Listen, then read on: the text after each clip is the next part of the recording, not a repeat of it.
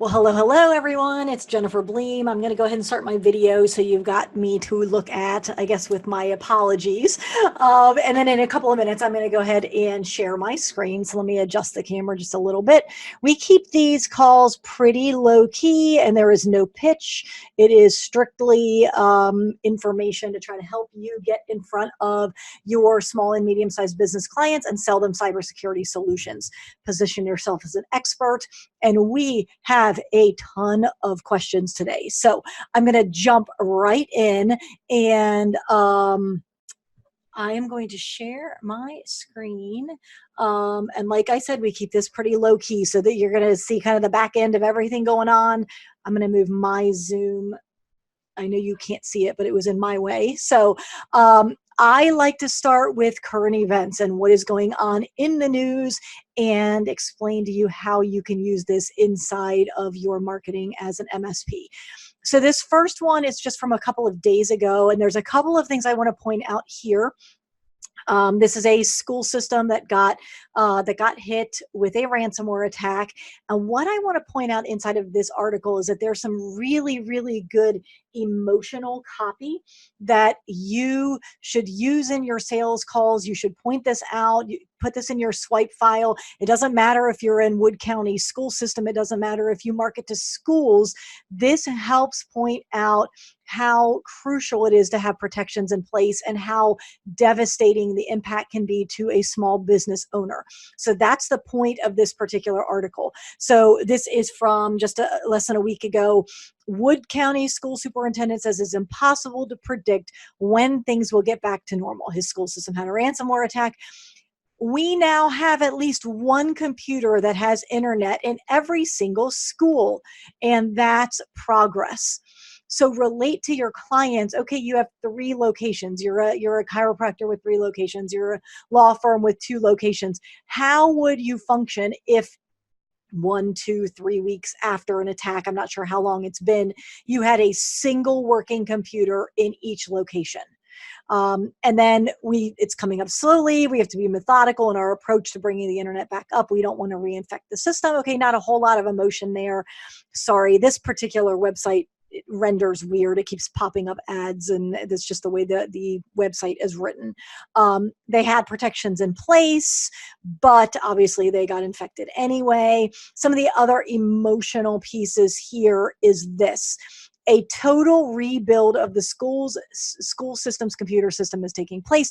IT workers are physically pulling out hard drives of every computer in the county, checking them for the viruses, and then putting them back in. Servers also have to be wiped clean. They're basically starting over. Now, this is a school system, so they were able to get help from other school system, local companies, Cybersecurity Task Force, State Department of Ed. That's not where your clients are going to be. So where are they going to pull their resources from if they get hit? So again, they had some centralized education information system to be able to at least run payroll and pay vendors. But what are your clients going to do? So I think there were 1 or 2 more little pieces, this type of thing. It paralyzed the system to a degree. You just take for granted things like the doors unlocking and the doors locking. Well, that's a school system, but what do your clients take for granted? Maybe it's their scheduling software automatically sending out texts, reminding people that their salon appointment is tomorrow, chiropractor office sending out texts or sending out emails, reminding people to come into the office, and that just doesn't happen. And so, emphasizing to the business owner the business implications of what happens in this type of a threat.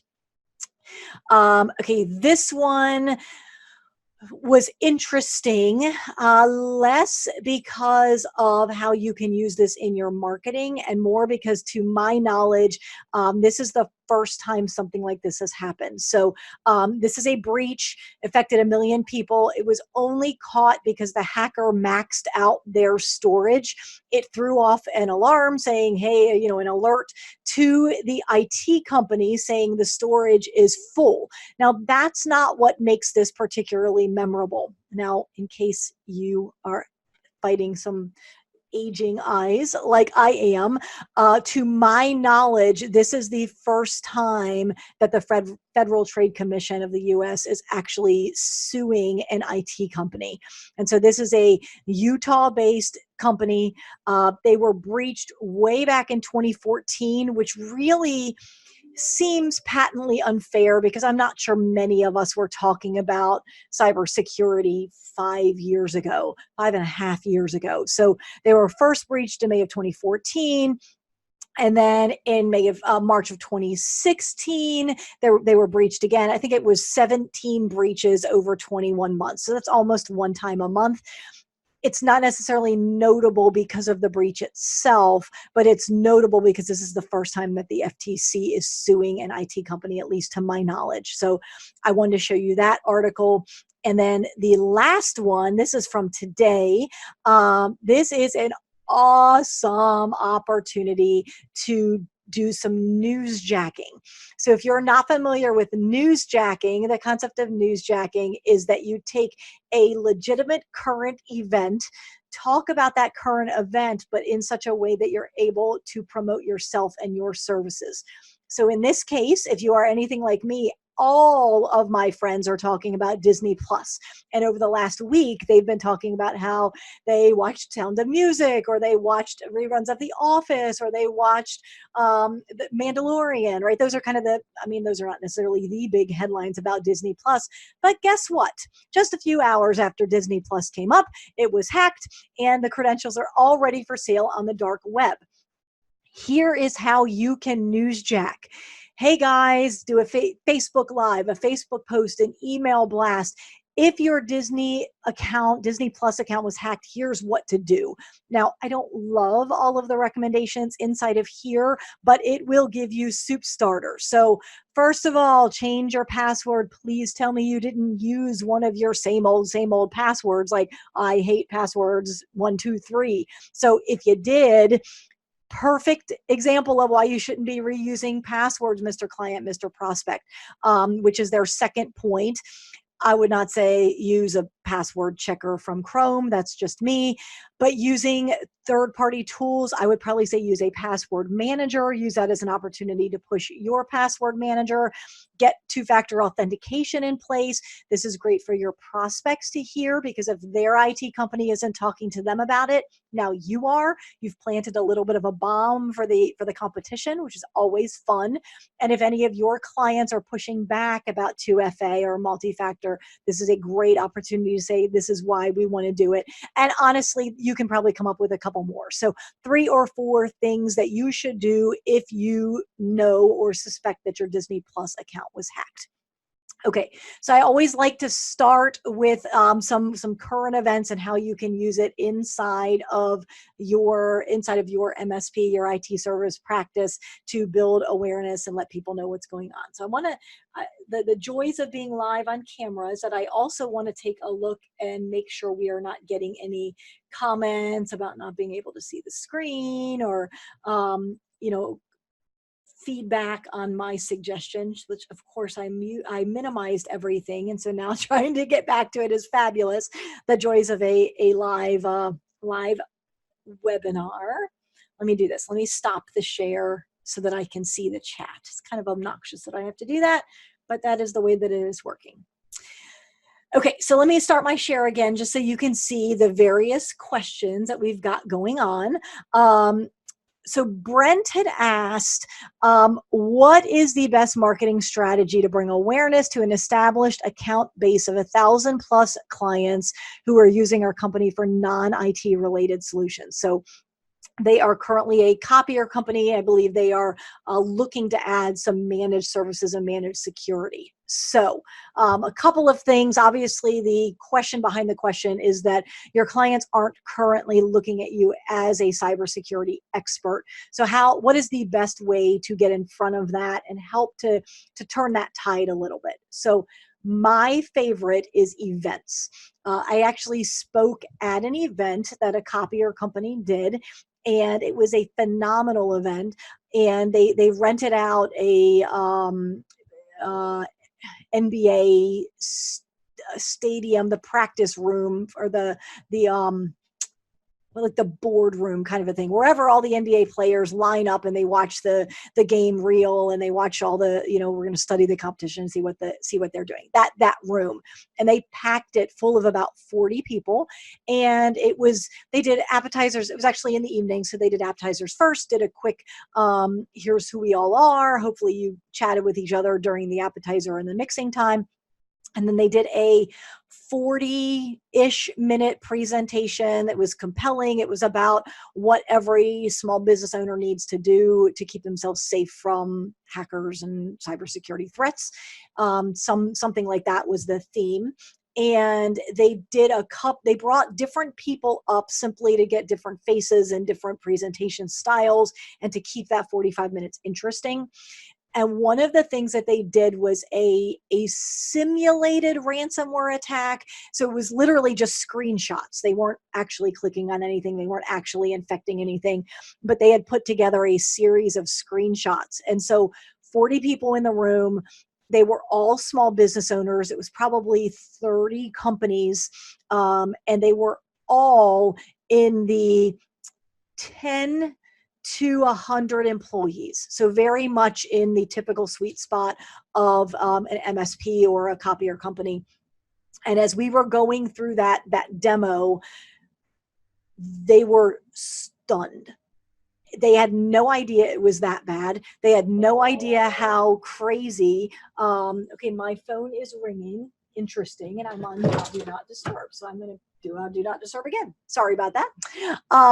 They had no idea how crazy it was out there, which was a little sobering to me because we talk about ransomware and cybersecurity all day long.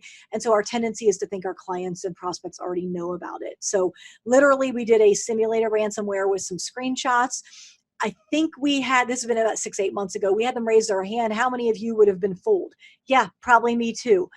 We staged it as if the HR manager had gotten a resume PDF. And so would your HR hiring manager click a PDF? Yep, he or she probably would. And so we went from there.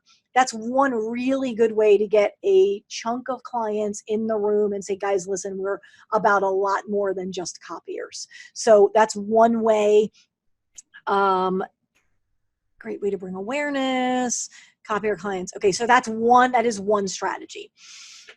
Okay, so I'm going to move that over here to the done. I actually skipped Bill's question inadvertently. Okay, what needs to be in the cyber stack and how do you price it? This is definitely one of the frequently asked questions that I get, and I'm going to give the answer that probably no one wants to hear, which is it depends. And here's why I say it depends. You need to know what your existing client base is comprised of and make the educated assumption that all of your new clients or the majority of your new clients are going to look a lot the same as your existing clients. Unless you've changed your marketing or your strategy or you're deciding to shift and go from 10 to 50 users to like 200 users. If you're making that shift, then the presupposition is false that all of your new clients will look like your existing. But most of the time, your new clients coming in will look like your existing clients. So when I say it depends what needs to be in your stack, I'm going to give you one example. CASB, Cloud Access Security Broker. If none of your clients or very few of your clients have anything in the cloud, then you probably don't need to look at a CASB solution. So should you include CASB or not? Well, it depends. It depends if your clients need it. So what I want to encourage you to do, and you'll hear this theme inside of several of my answers, is to honestly evaluate the solutions that are out there. And I don't necessarily mean the vendors. I mean, go higher than that. So there's a question we're going to talk about later. Do my clients really need, actually, let me just pull it up now. I don't remember who asked it, but it was, does my client really need such and such solution? It wasn't antivirus, but active threat hunting, or it wasn't threat hunting, but it'll pop up in a couple of minutes. But does my client really need XYZ solution? My answer is it depends. I want you to understand what problems are out there. Are they likely for your clients to get hit by? And if so, then yes, you need a solution like that to keep your clients safe. So my recommendation would be to look at the basics that a managed service provider should be doing. BDRs on every site, enterprise level firewalls on every site, ideally managed. I don't mean set it and forget it. I mean managed, where you're actually managing the logs and looking at the logs and resolving issues. Patching. There's just some very basic things, antivirus on every machine, etc. So there's some basics that you should be doing already. And I don't want to make the assumption that you are, because often I talk to IT companies who are not doing those things across 100% of their base. Well, I do it for most of my clients, but there's this one client that won't let me, whatever it is. So at the very minimum, make sure you are meeting that minimum threshold, and not just for your clients, but for your own house as well. You know, the whole shoemaker's kids never have any shoes. Make sure you're protecting yourself. Okay, so that's the bare minimum. Then when you start getting into security, you have to educate yourself on what threats are out there and decide if those are threats that you want to stop on behalf of your clients. So do you need a threat hunting solution? Very probably. Do you need something more than general antivirus? Very probably. Should you be doing multi-factor? Yep, you probably should. It's when you get into things like a SIM or a SOC or compliance, maybe pen testing, then you really need to do even more investigation into, is this something that is going to keep my clients safe? And if so, then you need to get educated on that, add that to your stack. The other thing that I always want to emphasize, and I'm getting better about emphasizing this, is that security is not just about the technology stack. Now, I know I am talking to technologists and maybe a couple of geeks that are on the phone, and so you're automatic when you have a problem, you automatically go to, what's the technology piece I put in place to solve it? And that's a piece of it, but you've got to think of technology. You need to think about policies. You need to think about people that need to either support that policy, or how could the people break it? And so there's a lot more to cybersecurity than just building a stack. Okay, so I'm going to, I think you had, did you have, oh, and how to price it. Okay, that's why I left that not done yet. Okay, how to price it. I feel like we could spend a lot of time here, but as you can see, there are a lot of questions. So how to price your cybersecurity solution. There's a couple of schools of thought. School of thought number one that I very strongly dislike is, I'm simply going to eat the difference. I'm not going to charge my clients. I'm just going to give them more and more and more layers of protection, and I'll eat that cost difference. There's a couple of reasons why I like that, or I dislike that. Number one, it very quickly can put you out of business. I've seen it happen, had conversations, heartbreaking conversations, where people adopted really solid solutions and just ate the difference times several hundred or several thousand endpoints. It becomes untenable very quickly, assuming you're not just putting a 10-cent per endpoint solution in place. Okay, so if you're putting $10 or $15 or $20 per endpoint worth of solutions in place, multiply that times your client base. How in the world can you absorb that? Candidly, you're probably running on pretty thin margins already. You can't afford them to make them any more thin, because when you further thin your margins, there's only one place they're going to come out of, and it's going to be your pocket as the owner, which is part of why it's heartbreaking. I don't want to see you do that to yourself or to your company. So I don't advocate that. I do hear that in the channel. I don't like that approach. Doesn't match with my philosophy. I believe you started a business to make a very good income for yourself and to someday be able to sell your company. And that tenant where I'm just going to absorb the cost kills both of those end goals, which is I want to pay myself well and I want to someday sell my company. Well, if you're going to sell your company, you need solid margins. So I'm making the connection. I'm kind of forward looking for you, saying don't eat the cost. The second option is that you simply take your hard costs of the solutions. Again, I'm assuming you're building a stack, and you simply 2x or 3x those. Now, that is a simple multiplier. That has been my recommendation for quite a while, and I'm still cautiously recommending that because it's a really good place to start. And what I don't want to see happen is you build a stack, you get so paralyzed on the question, what should I charge, that you don't make a decision, and therefore you never roll out your stack and you never protect your clients. So 2 to 3x is a really good starting point, and just explain to your clients that security is always evolving. You may need to add additional pieces in place. You may need to flex your pricing depending how crazy things get inside of cybersecurity, but at least that's a good start. Now, the third option, and I am starting to lean in this third direction, is that you truly need to look at your hard cost, of course, but also your soft cost.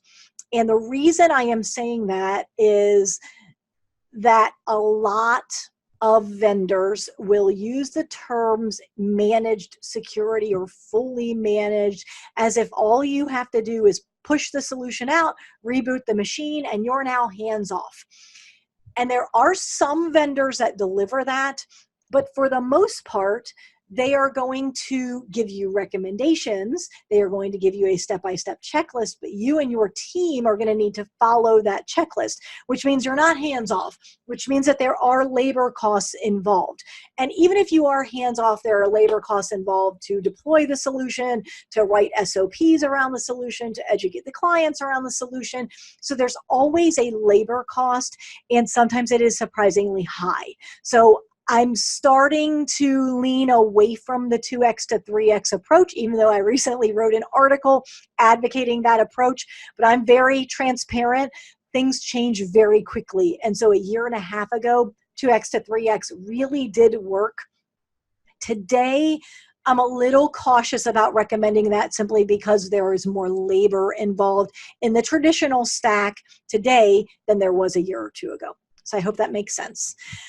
All right, Bill, so I'm going to move you to done. All right, Fred. Okay, is it best to start with a sentence or two in your monthly invoice regarding cybersecurity to help break the ice?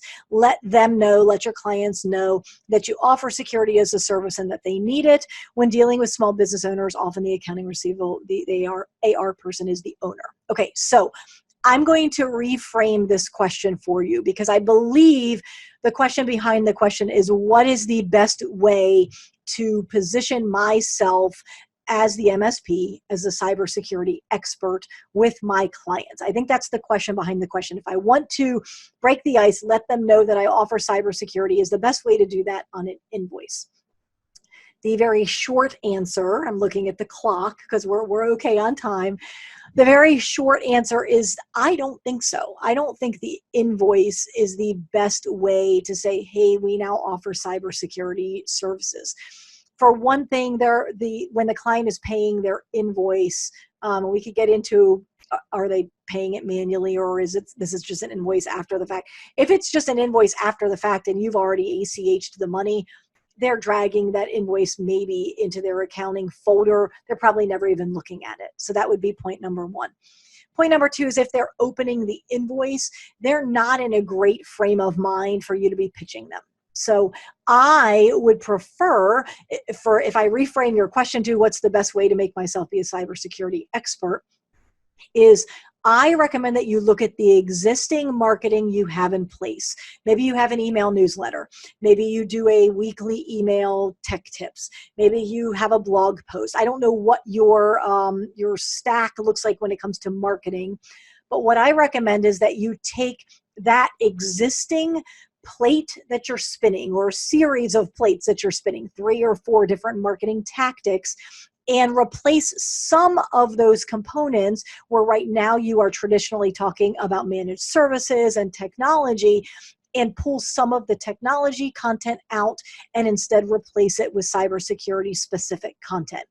So for example, if you are doing 4 email blasts per month, 1 a week, on managed services and technology, maybe it's talking about efficiencies, replacing computers, whatever those topics are. If that is 4 topics every month where you are talking about managed services related topics, make that 2 topics on managed services, 2 topics on cybersecurity. What are you going to talk about? You could talk about password hygiene. You could talk about internet safety. You could talk about multi-factor. You could talk about the Disney Plus hack that just happened. You can talk about basics for when to open an email, when not to open an email. All of those things that you wish your clients knew, those are all, and maybe you've told them until you're blue in the face, those are all great things to talk about. So repurpose your existing marketing plates that you're spinning and replace half of the content with cybersecurity related content. It works very quickly for your clients to start to say, oh, well, I always looked at you as a cybersecurity expert anyway, because they do. Because we all know if something happened, they're going to blame you for not stopping it. So you are, in their mind, the cybersecurity expert. So you simply need to start to bake it into your marketing. All right, so Fred, we're going to move you to done. All right, Chuck, I love this question. Okay, with all the cookie cutter MSPs starting to call themselves MSSPs just because they add a certain stack of tools, what actual certifications are recommended to be set apart as a true IT security specialist? Okay, so I purposefully did not have a third cup of coffee this morning. I don't normally, I usually stop at 2, but I knew that if I had a third cup of coffee and I had this great question from Chuck, that it might get a little bit too fired up for the morning. So I'm going to answer this a couple of different ways. So first of all, if you have not seen in your area yet signs popping up, those typical like yard sign type of things that say, I'll build your security website for you for $40, let me tell you, they are all over my area. I've not been able to get a good picture because my children are never with me when I see the signs, and driving and taking pictures is really hard. But I kid you not, it's either $20 or $40, and it's like, visit my website at ibuilditwebsites.com, and the sign says, I will build you a cybersecurity website for $40. Now, the websites are crazy ugly, but that's not the point. The point is, just like we've got trunk slammers on the MSP side, the MSSP trunk slammers are coming if they're not here already. So I think Chuck is a little bit ahead of his time because I haven't heard this in a widespread concern yet, but he's 100% right that it's coming. So not only are we going to have trunk slammers, we have, and I want to be really careful, we have vendors in the space that are advocating all you need to do is adopt my stack of tools and I'm magically going to make you into an MSSP. I kid you not. And it's like in 90 days or less. Like, you can't make this stuff up. So, okay, so that's their marketing. You, the MSP, will adopt the solution stack that I've put together. And that, by the way, wink, wink, is all available from me through my distributor. And that solution stack automatically makes you into an MSSP. And somehow they got access to this magical pile of S's that they are handing out to let you turn from an MSP into an MSSP. Okay, complete sarcastic example there. And no, they don't have this magical pile of S's. Nobody does. And so that is the very real danger happening right now in the channel, because I've had multiple conversations with IT service providers who come to me and they say, I'm really concerned. I've put this stack in place, or I'm about to roll out XYZ solution next week, and I have no idea what it does. That's ludicrous. That is ludicrous. Would you ever deploy a solution to your own firm when you have no idea what it does? Well, someone told me it was good. Okay, would you not do some basic due diligence and say, what exactly is this tool? What are the terms and conditions of this tool? What is this tool doing to my network? What is it supposed to be doing? Because no matter what tool set you put in place, no matter what security stack you put in place, you better not be promising to your clients that it's bulletproof. And so if you are simply adopting someone else's stack that they have told you is a fabulous stack and that it's going to magically make you into an MSSP, number one, It may be a fabulous stack, but don't put your brand on the line until you have done the research and you have vetted that stack and you agree that that's the best stack you can possibly put in place for your clients. Now, can you now say you're an MSSP? Who knows? We're an unregulated industry. But I tell you, my standpoint is that if I am taking my father to a cardiologist because he needs open heart surgery, I do not want to see this, hey, I became a cardiologist in 90 days via mail order. He is not, or she is not, going to crack my father's chest open because they did this 90 days to easy cardiology. Right? So I don't want you to do 90 days to easy MSSP, which is part of what Chuck is asking. So are there competitors in your area that have done this 90 days to MSSP and they were given this magical S and it's now on their back and they're now a superhero? Perhaps. So how do you position yourself as different against those MSSPs who may be, in fact, faulty? They may not really be MSSPs. So that's the question behind the question. And Chuck, thank you for getting me fired up without a third cup of coffee. That's probably more healthy for me anyway. So again, I love that you're anticipating the question. I don't think the answer is in a certification, which is what you asked. That would be akin to 10 years ago saying, well, my MSP is different than the MSP across the street because we only use A+ technicians. Well, that's a differentiator, but does your client really care? Do they know what A+ is? Probably not. And then you fast forward 10 years, and I still see websites today that say we're better than the competition because we only use A+ technicians. Well, it's almost a pay to play at this point that they have that certification or that level of knowledge. So it doesn't really help you advance your cause.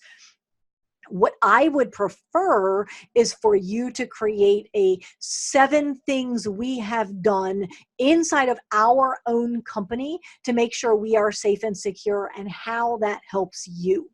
Because what you're doing is you're answering 2 questions. The first is, how are you different from the MSSP trunk slammers? But the other thing you're answering, which you're going to start to hear, is MSPs are getting hit. How are you different? If I put all of my eggs in your basket, Chuck, in this place, because Chuck, you asked the question, how do I make sure you're not going to get hit? And so you can talk and be careful that you don't get too technical, but you can talk about segmentation. You can talk about multi-factor. You can talk about that you put the same stack or maybe even more solutions in place on your own network than you do for your clients. Maybe talk about threat hunting. Maybe talk about annual or quarterly pen testing. So that's how I would position it, because you're killing 2 birds with 1 stone. You're answering the question, what am I doing to keep my IT company safe? Because I am a gateway to all of my clients. So that's number 1. Number 2, you're also answering that question, how am I different from everybody else that's out there? So I hope that makes sense. I am once again going to pause my screen share just to see if we've got anything in the chat. Okay. Nothing in the chat, and I apologize for whatever reason it is not. Let me try. It's letting me enter full screen. Let's see. Nope, because all that did was kill the chat. All right, gotta love technology. It's just not behaving for me. I've never had this problem before, but it is what it is. Okay. So if you do have further questions or comments, definitely type them into the chat. Obviously, I am checking that on occasion. Okay, so Chuck, hopefully that helps on that particular question. All right, Kyle. Here is that question I was looking for earlier. So, do small businesses really need active threat protection? And if so, how do you convince them of the value over traditional antivirus? So, 2-part question. So, I'm going to refer what I said earlier. Do they really need, fill in the blank, this particular technology? And the answer is, it depends. Now, first of all, before the fact that you're asking me that question means you probably don't really understand what is active threat protection, what does it do, and what is it stopping, and how does it function differently from traditional antivirus. So You need to understand that yourself, because I don't want you to take my word for it. Jennifer said, yes, I need it, or Jennifer said, no, skip it. You don't need that.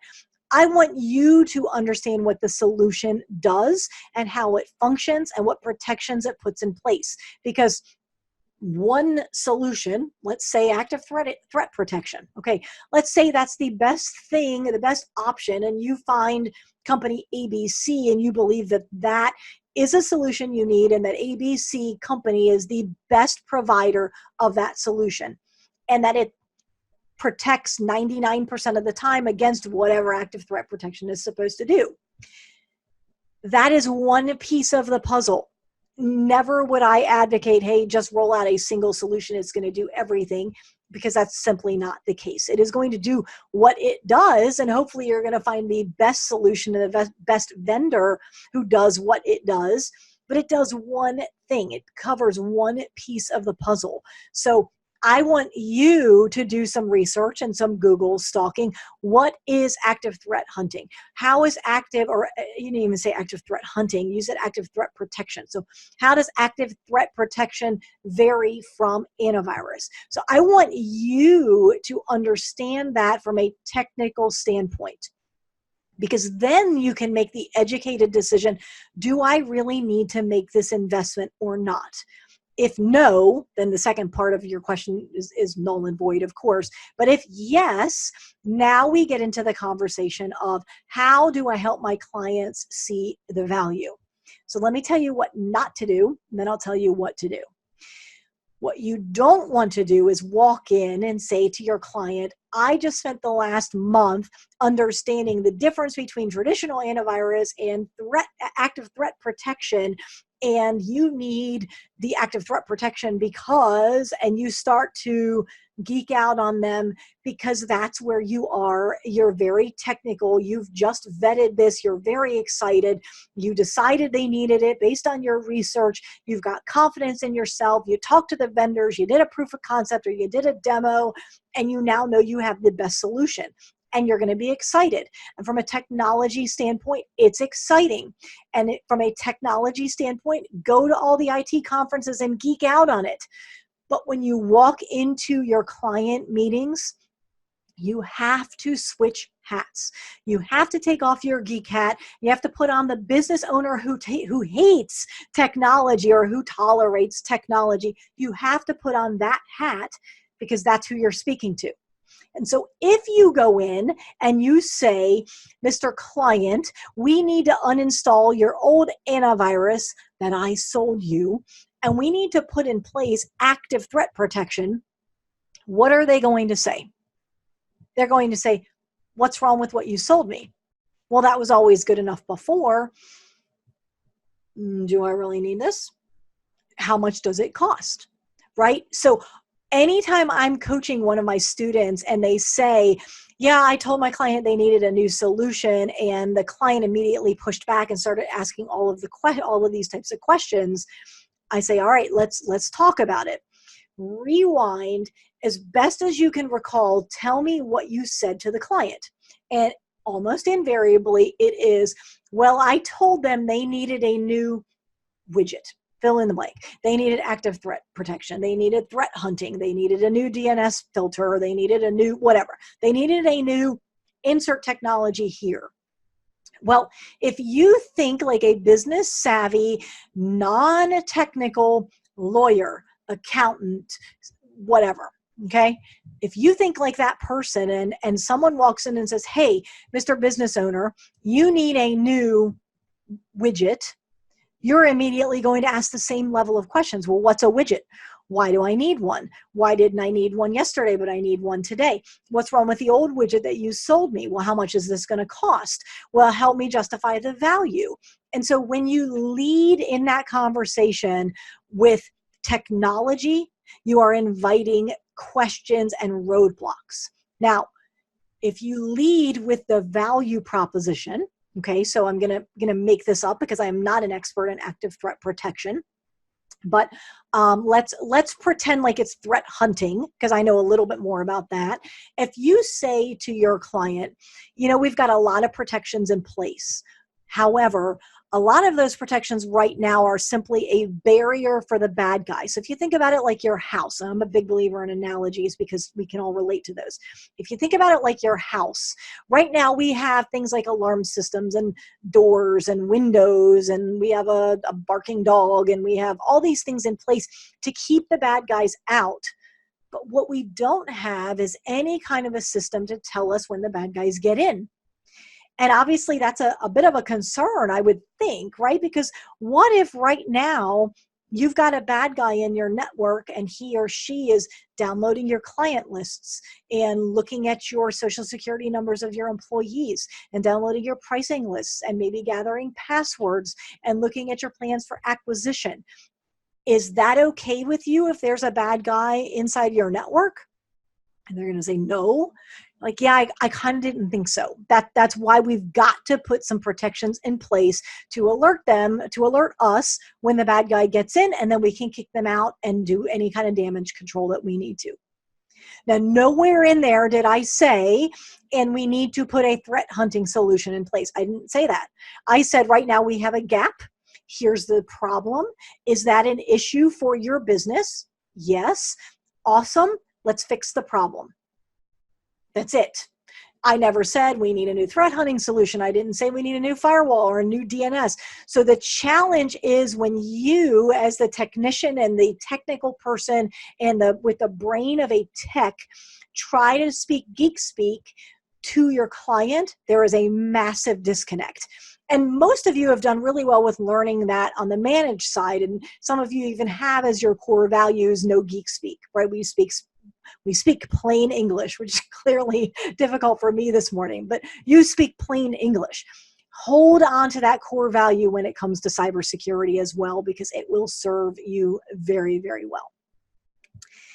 Okay, so that is Kyle's question. I'm looking at the clock. Okay, good. We got about 20 minutes, 3 questions. I love it. Okay, what would you say is the best or most efficient way to reach SMB clients? All right, so Catherine, I don't think you are on. I wish you were, because I would probably unmute you. Let me see if you're on. Yeah, it does not look like you are on. So, all right, so Catherine, best way to reach clients. Now, I'm going to assume when you said clients, you really mean clients and not prospects. So, reaching clients, I would say, is twofold. Number one, make sure you are talking about cybersecurity in your marketing efforts. So whether those are Facebook Lives, or it's your newsletter, or it's maybe it's even your hold music, or you do quarterly lunch and learns or quarterly webinars. So make sure you're already starting to seed the knowledge inside of your clients that you are a cybersecurity expert. And then what I would highly recommend is that you are doing a technology business review, periodic business review, quarterly business review, whatever you call those inside of your own company, VCIO meeting, whatever that is. Have that meeting with your clients. And it is absolutely a chance for you to sell them additional security services. And don't make it technical, just like I mentioned. And you're simply going to say, listen, threats have changed. It is impossible for me to deliver the same level of protection today that we've been delivering up until now. And to simply keep the baseline where it is, we need to put some additional pieces in place and then have a conversation about those business implications, not geek speak, not technical, not I'm going to put 15 solutions in place, but simply we're going to beef up your security because of these types of business implications. Now, that is one-on-one, that is manual, that is time-consuming, which is why I'm a big believer in webinars, seminars, lunch and learns, client appreciation events, and to lead up to those events by baking into your marketing the need for additional security protections. So what would you say is the best, most efficient way to reach SMB clients? So that's the biggest thing. The other thing, and I'm mentioning this only because you said most efficient. Most of you have access to a tremendous library of content from your vendors. And most of you are not leveraging those resources to their fullest. And so my my fast way of saying that is that there is more juice in that orange. So take a look at your vendors and take a look at all of the material that they give you. You could probably very easily write a 6-month content calendar, maybe even a 12-month content calendar, simply with the content you already have access to. So maybe you take one of those really ugly, boring white papers that we've probably all seen, and the tendency is to go, well, that's ugly and that's too technical and it's too enterprise, and you're probably right. But I want you to look at that and say, okay, where is the juice in this orange? Where is the gold that we can pan from this really ugly white paper? Because it is a resource, and it probably is ugly, and it probably is too technical, and it's probably written to the CISOs, and your clients don't have those CISOs. But study those white papers, because usually inside of those white papers, you'll see things like 3 tips to buying whatever it is that the vendor is selling. Well, you can repurpose those 3 tips to become a newsletter article, or to become a Facebook Live, or to become a quote card that you would post out on Instagram or Facebook or LinkedIn, wherever you're already marketing. So don't overlook some of the ugly resources that vendors give you. Make sure that you're looking at them with a new lens, get outside of the box, and don't just look at them as a white paper, look at them as data that you can use. And then there is a lot of good content out there from vendors. There's social media posts, there's Facebook Live teasers, there's pitch decks. So make sure that you look at those, because I used to be a vendor. We would add new content to our library all the time, but we were already emailing our MSP partners almost to death. And so it's very difficult for the vendor to say, hey, we just came out with a new piece of content, even if they come out with 2 or 3 new pieces of content every month. You don't want to get them any emails. So unfortunately, the responsibility is on you to go back out and take a look at the library to say, okay, what content do we have available to us? I recommend to my students that they create a content library that simply says, hey, I've got a pitch deck from vendor A and vendor B and vendor C. Maybe it wouldn't be so difficult for me to do a lunch and learn at all. The hardest part is going to be picking out the good slides, merging them together. And then if it was me, I would hire someone on Fiverr to say, hey, I patched this together from 3 different sources. Can you put it together in one cohesive deck? And it's done. So there's a lot of great soup starter out there where, again, I like to say there's more juice in this orange to squeeze. So that answers the efficient side. What's the most efficient way? Okay. All right. Jerry asked, where do I start? So this is another one of those questions that I get a lot. And I believe it comes from the sheer overwhelm that is facing the industry right now. Because for the last probably 10 years, there have really just been 2 shifts that you've had to make as an MSP.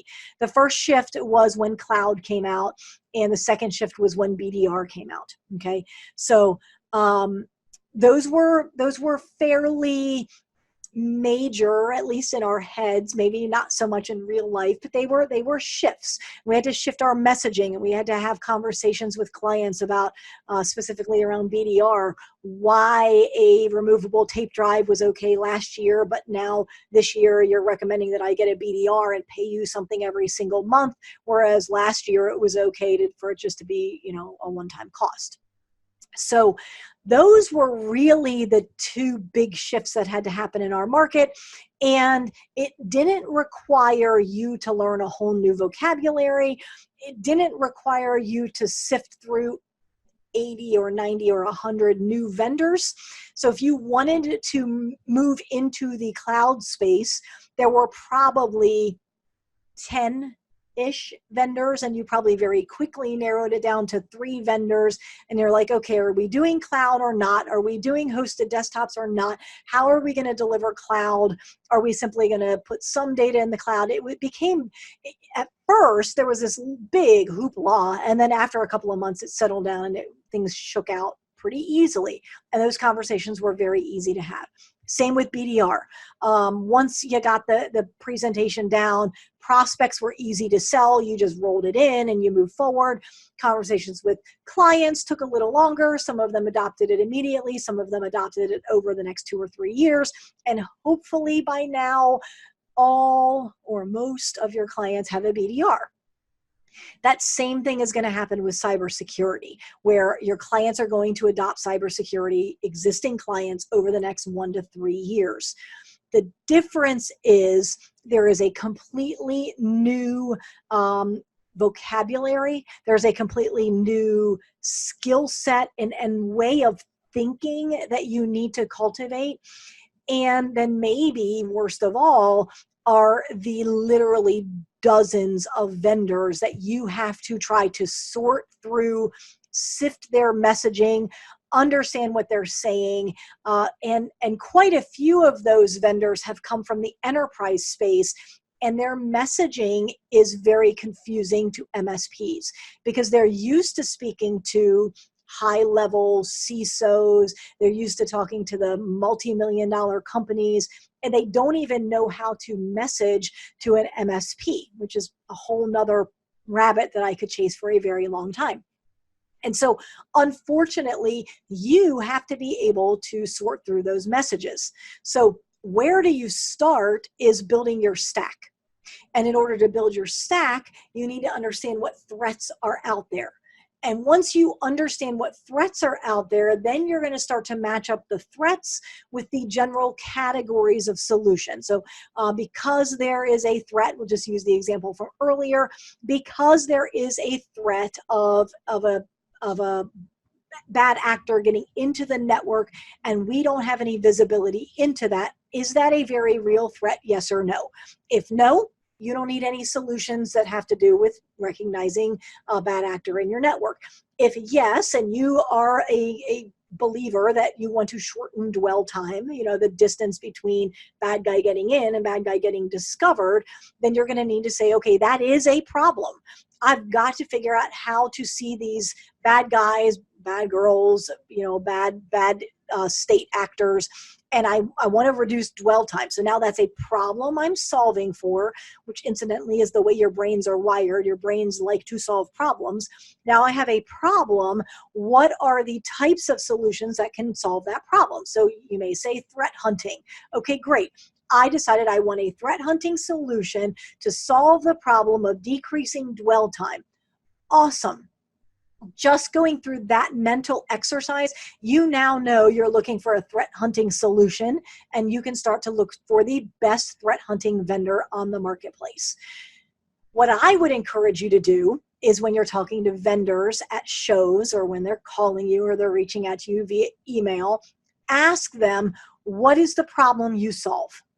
Because number one, they may not be able to answer. You may have to help them a little bit, true story. But once they give you that answer, here's the problem I solve. Well, if they solve issues in the cloud and they're a CASB, they're a cloud access security broker, and you've decided that's not a problem you need to solve for your clients because you don't have any clients that have data in the cloud, then you don't need to talk to that vendor anymore. And I don't mean that in a mean way, because the vendor will appreciate that as well, because you're not a prospect. You're never going to buy from them because the solution they offer solves a problem that you don't have. So I want you to start by understanding the threat landscape and then understanding the solutions that are out there so that you can build your stack. From there, we can talk about sales and pricing and packaging. And if that was fast, because I'm watching the clock and I know it was, Jerry, reach out to me. You and I don't know that we've spoken, but I know your name. Like, we've been in the same circles for years.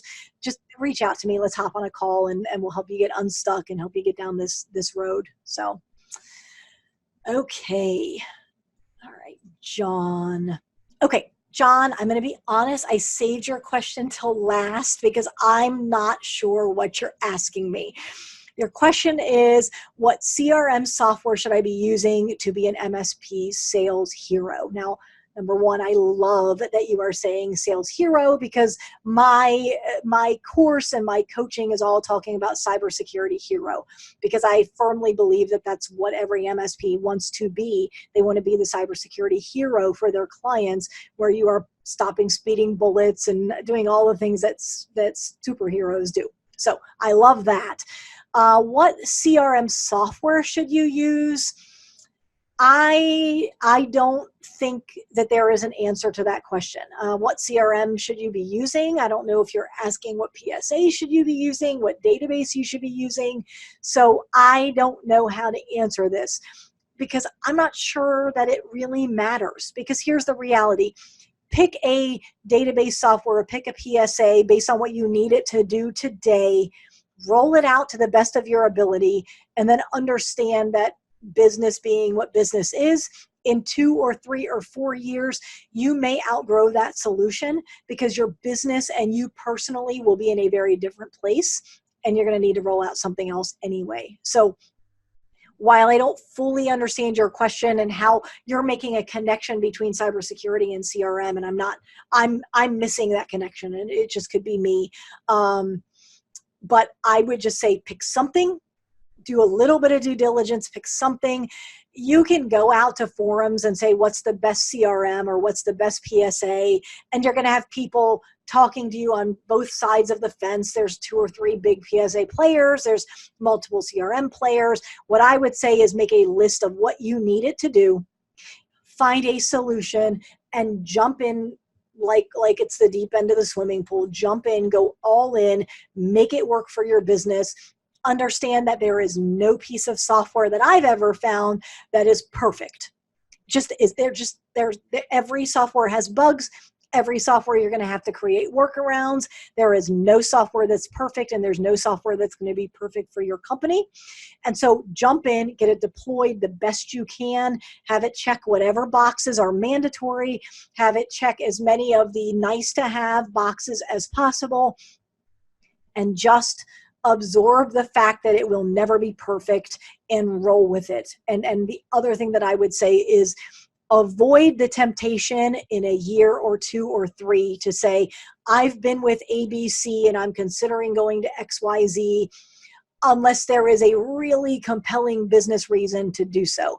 Because moving from ABC to XYZ, and I don't care what company it is, just doing a major transition of your CRM or PSA, unless there is a compelling reason, is a tremendous waste of time.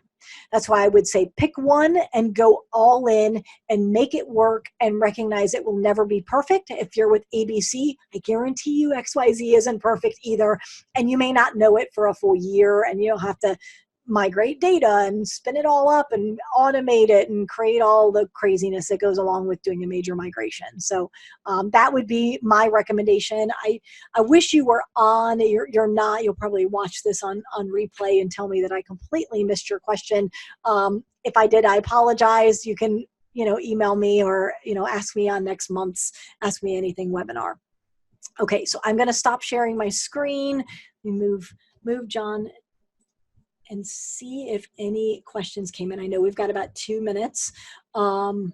Okay, I am not seeing any questions popping in. This is that dreaded time where I'll just vamp for a minute or two. I want to thank everybody for being on. I know that your time is super valuable. If you need me at all, I'm Jennifer Bleam. I'm the Cybersecurity Sherpa.